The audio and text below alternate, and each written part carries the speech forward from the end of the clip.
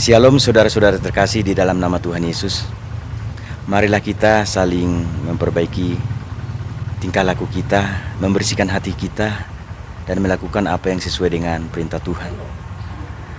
Walaupun terkadang kita mendengarkan misalnya khotbah dari hamba Tuhan yang mungkin menurut kita perilakunya nggak sesuai dengan firman Tuhan yang dia khotbahkan, namun janganlah kita menghakimi dia.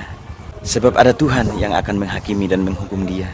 Mungkin saudara kenal beberapa oknum hamba Tuhan atau pendeta yang mungkin hanya jago atau pinter berkhotbah dari atas mimbar, tetapi dia tidak melakukan sesuai yang dia khotbahkan. Walaupun demikian, marilah kita tetap mendengarkan khotbah dia, sebab khotbah dia bersumber dari Alkitab atau firman Tuhan. Dengan kata lain, apa yang dia ucapkan adalah kebenaran. Walaupun perbuatan dia gak benar, jangan ikuti perbuatan dia, jangan tiru kelakuan dia, tetapi dengarkanlah dan ikuti firman Tuhan yang disampaikan melalui mulutnya, tapi bukan perilakunya. Semoga kita semakin baik ke depannya. Tuhan memberkati. Shalom.